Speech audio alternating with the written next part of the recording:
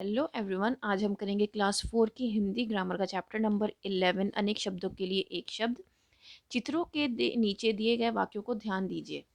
जैसे कि आप ये चित्र देख सकते हैं, रामदीन मंदिर में पूजा करने वाला है। अब मंदिर में पूजा करने वाला कौन होता है? पुजारी। तो रामदीन पुजारी है। आप बहुत सारे शब्द ना लिखकर सिर्फ एक शब्द लिख दोगे तो भी आप उसका अर्थ बता सकते हो, उस सेंटेंस को पूरा कर सकते हो। अब देखिए, यहाँ पर एक वर्ड था, रामदीन मंदिर में पूजा करने वाला है। ठीक है, ये इतना बड़ा सेंटेंस लिखा गया। इसकी जगह अगर हमने ये लिख दिया रामदीन पुजारी है, तो ये भी वही बात बता रहा है और ये सेंटेंस भी वही बात बता रहा है। इसको हमने कम शब्दों में अपनी बात को कह दिया और यहाँ पर हमने बहुत सारे शब्दों का इस्तेमाल किया अपनी बात को कहने के लिए। तो अनेक शब्दों के लिए एक शब्द वो शब्द होते हैं जब हमें अपनी बात को कम से कम शब्दों में दूसरों तक पहुंचानी होती है, तब हम इन शब्दों का यूज़ करते हैं। जैसे कि अनपढ़, जो पढ़ा लिखा नहीं होता उसको हम क्या कहते हैं? अनपढ़। दयानंद पढ़ा लिखा नहीं है। अमेरिका में गगन को चूमने वाली इमारतें हैं। गगन को चूमने वाली मतलब जो बहुत ऊंची ऊंची होती हैं, तो इनको हम क्या कहते हैं? गगनचुंबी। मतलब गगन को चूमने वाली गगनचुंबी। ताजमहल देखने योग्य इमारत है। ताजमहल दर्शनीय इमारत है। दर्शनीय मतलब जो देखने योग्य हो, जिसको लोग दूर दूर से देखने के लिए आते हो। ठीक है, उसको क्या कहेंगे हम? दर्शनीय। चित्रों के साथ दिए गए दोनों वाक्य पढ़ने पर तुम उनके अंतर को जान गए होंगे। पहले वाक्य में बात को अधिक शब्दों में कहा गया है, लेकिन वही बात दूसरे वाक्य में एक शब्द में ही कह दी गई है। ठीक है, अब मैंने आपको डिफरेंस बता दिया क्या था। एक श एक तो होता है कि आप बहुत ज़्यादा से ज़्यादा लफ्ज़ों का इस्तेमाल करो, ज़्यादा से ज़्यादा शब्दों का इस्तेमाल करो। लेकिन जब हम अनेक शब्दों के लिए एक शब्द पढ़ते हैं, तो हम क्या करते हैं? अनेक शब्दों का इस्तेमाल ना करते हुए सिर्फ़ एक शब्द का इस्तेमाल करते हैं और अपनी बात को कह देते हैं। यही कारण है कि दूसरे वाक्य पहले वाक्यों से अधिक अच्छे और प्रभावशाली लग रहे हैं। दूसरे वाक्यों में आए पुजारी, अनपढ़, गगनचुंबी तथा दर्शनीय शब्द अनेक शब्दों के स्थान पर प्रयुक्त किए गए एक शब्द हैं। अब ये जो आपने देखा है, मैंने आपको चारों चित्रों के साथ अच्छे से समझा दिया गया है, वही बात इस पैराग्राफ में लिखी गई है नीचे। अब अनेक शब्दों के लिए एक शब्द की जो डेफिनेशन है वो सुन लीजिए। ऐसे शब्द जो अनेक शब्दों के स्थान पर प्रयोग में लाए जाते हैं। अब देखो यहाँ पर कौन सा शब्द है? जैसे दर्शनीय है। दर्शनीय में किसके किसकी जगह पर आया है? ये देखने योग्य की जगह पर। गगन को चूमने वाले की जगह क्या आया है? गगनचुंबी। ऐसे शब्द जिनको हम किसी दूसरे शब्द के स्थान पर यूज करें, जो अनेक शब्द हैं उनके स्थान पर यूज करें, तो उनको हम क्या कहेंगे? अनेक शब्दों के लिए एक शब्द कहते हैं। जैसे कि यहाँ पर आप कुछ वर्ड्स देख सकते हैं। जल में रहने वाला, जलचर। जिसके मन में दया हो, दयालु। जिसके मन में डर ना हो, निडर। जिसके हृदय में दया ना हो, निर्दय।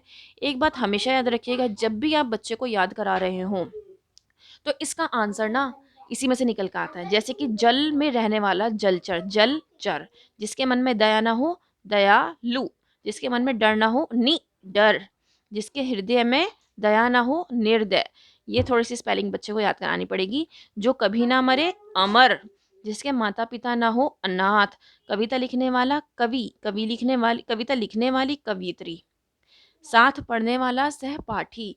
जो दूसरे देश का हो, विदेशी। जो पढ़ाता है, शिक्षक।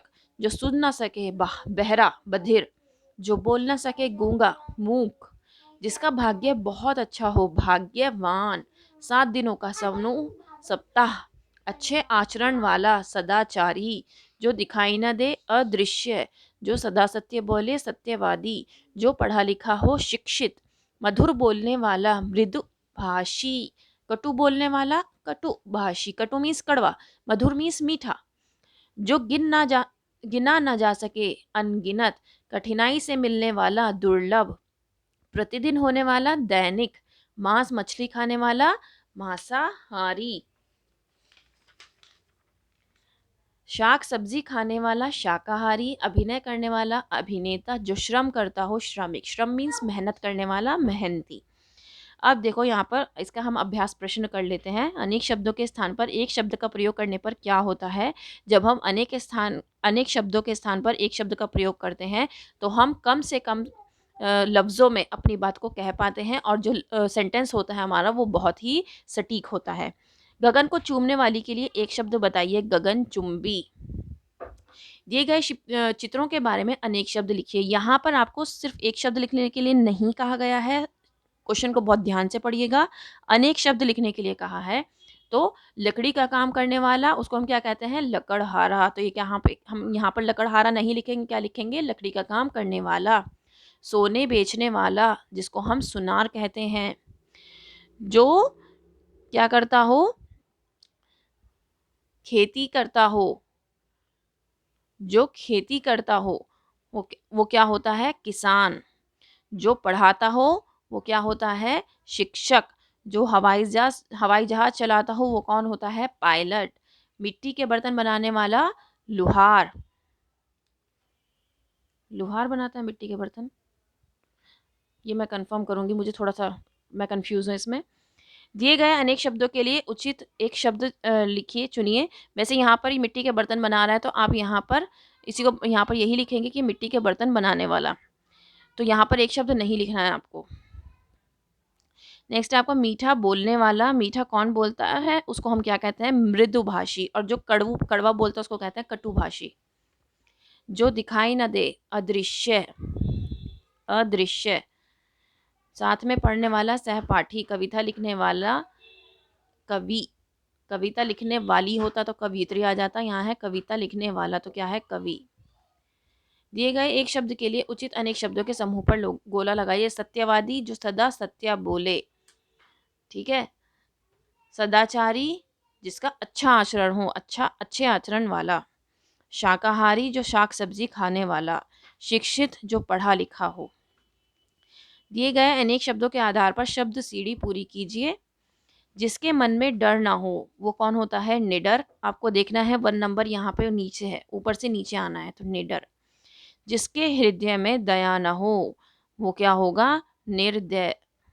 जिसके हृदय में दया ना हो, निर्दय, निर्दयी जिसको कहते हैं। जो गिना ना जा सके वो क्या होता है, अनगिनत। थर्ड ये रहा, अनगिनत। जो कभी ना मरे, चौथे नंबर का ये है, अमर। जिसका भाग्य बहुत अच्छा हो, भाग्यवान।